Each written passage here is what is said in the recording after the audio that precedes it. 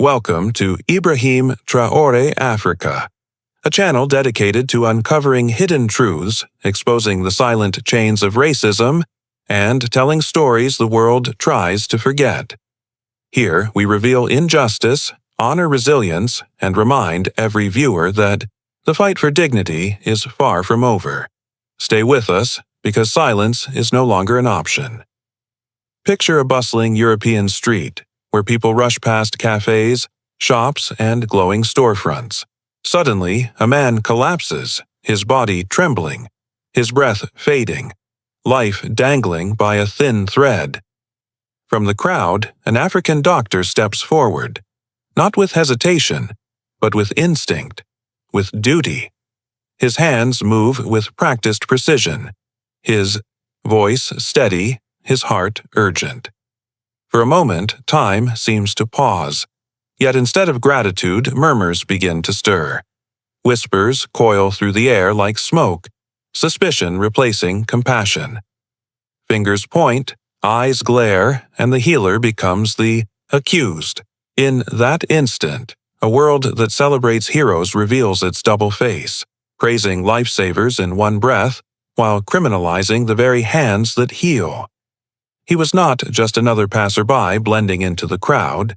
This African doctor had given years of his life to medicine, pouring his energy into sleepless nights spent in lecture halls, enduring endless rounds of grueling exams, and surviving long shifts in overcrowded hospitals back home.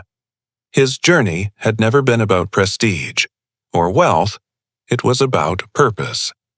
His dream was disarmingly simple: to heal, to serve, and to prove that knowledge and compassion knew no borders. Recently, he had traveled to Europe for a prestigious medical conference, eager to exchange ideas, learn new techniques, and carry back advancements that could help his community. For him, the trip was more than professional growth. It was a chance to represent the brilliance, resilience, and dignity of his homeland. Yet, beneath the confidence he carried, there lingered a heavy shadow. The weight of stereotypes he had battled since stepping off the plane, suspicious stares at the airport, the subtle distance of strangers on the train, even shopkeepers trailing him as though his presence meant danger, all reminded him that his skin spoke louder than his credentials. Still, he chose hope, believing his work could silence doubt. That day, fate tested that hope. The moment the man collapsed, chaos rippled through the busy street like a sudden storm. Conversations halted, cups clattered to the ground, and startled cries echoed against the walls of cafes and storefronts. Some people froze in shock, their eyes wide and unblinking. Others panicked, rushing backward, desperate to distance themselves from the scene. A few reached instinctively for their phones, not to call for help, but to record, as if tragedy had become just another spectacle. Amid the confusion, one figure moved without hesitation. The African doctor, carrying years of training and a heart wired for service, dropped his bag and pushed his way through the paralyzed crowd. He knelt beside the fallen man, his hands steady, his mind sharp, every motion driven by urgency. With practiced precision, he began chest compressions, his body leaning in rhythm, counting silently as he alternated compressions with breaths. Time was slipping away, every second critical, each beat a fragile chance to drag life back from the brink. But as his focus locked on the pulse that faltered beneath his palms, another current surged through the crowd: fear, suspicion, and judgment. Instead of seeing a trained professional fighting to save a stranger, many saw only what their prejudices allowed them to see. A foreigner crouched over a vulnerable man. Whispers spread like smoke in the wind. "What's he doing?" one muttered.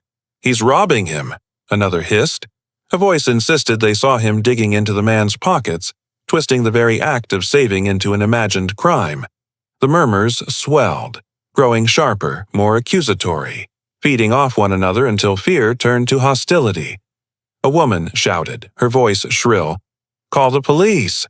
Another clutched her child's arm and yanked her back, muttering words that dripped with poison. Dangerous people. The doctor's heart pounded. not just from the physical strain of CPR, but from the crushing weight of the eyes that bore into him, eyes filled with distrust, disgust, and quiet hatred. He wanted to scream, to shout above the noise, "I am a doctor, I'm saving him." But there was no time to defend himself, no room for explanations. His only duty was the man's fragile breath, the faint thread of life he fought desperately to hold on to. Then, faint but growing, the sound of sirens pierced the air. Relief mingled with dread. Would the authorities recognize him as a rescuer, or condemn him as the criminal the crowd had already decided he was? The flashing red and blue lights cut through the crowd, their glow bouncing off shop windows and cobblestones. Uniformed officers rushed in, their arrival shifting the atmosphere from frantic chaos to something colder, heavier, far more dangerous. The unconscious man lay helpless on the ground, yet the first eyes the officers turned to were not his. They locked instead on the African doctor, his hands still pressed firmly against the man's chest. In an instant, the crowd erupted, their voices colliding into a storm of accusations. "He attacked him," one shouted. "He's pretending to." "Help," another claimed. A third insisted. He was stealing from his pockets. Their words, sharp and reckless, painted him guilty before evidence could even exist. The doctor raised his trembling hands, palms open, his medical bag lying beside him like incriminating proof of a crime he had never committed. He tried to explain, to tell them he was a doctor, that he was trying to save a life, but his voice was smothered beneath suspicion and noise. Every heartbeat mattered for the dying man, yet instead of helping, the officers pulled the doctor back, tearing him away from the patient who now lay without care. Phones hovered in the air, recording, hungry for drama rather than truth. The doctor's mind raced. Was this how his story would end?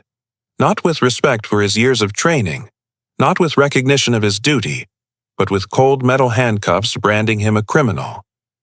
Memories flashed. His oath as a healer, endless nights, with textbooks, the sacrifices of family who believed in him. All of it felt fragile, crushed beneath a system that chose skin over skill. As the man's life slipped away, so too did the doctor's dignity, both suspended in a world blinded by prejudice. The patient's pulse grew weaker, each second slipping closer to silence, when fate delivered an unexpected twist. From the crowd, a woman finally stepped forward, a nurse who had attended the same medical conference just days earlier. Her voice cut through the storm of doubt, firm and unwavering. She recognized the doctor, knew his name, his credentials, and demanded that the officers allow him to continue. For a moment, hesitation lingered in the air, but her words carried authority that the whispers of suspicion could not match. Reluctantly, the officers released their grip. Without wasting a breath, the doctor dropped back to his knees, resuming compressions with swift, practiced precision until paramedics arrived and assumed control. The man survived, his life pulled back from the edge, but the victory was bitter. What should have been remembered as an act of heroism became tainted with humiliation. The doctor had fulfilled his oath, yet at the cost of his dignity, his reputation bruised by doubt. As he walked away, the crowd slowly scattered. Some looked, embarrassed, unable to meet his eyes. Others still carried suspicion, as if saving a life had not been proof enough. That day left more than a story. It left a scar, a painful reminder of how prejudice distorts even the purest acts of compassion. Racism does not always roar. It whispers, spreads, and infects silently, even in moments of crisis. A world that questions a healer while a man lies, dying exposes its deepest sickness. How many more must be shamed before humanity learns to see beyond skin?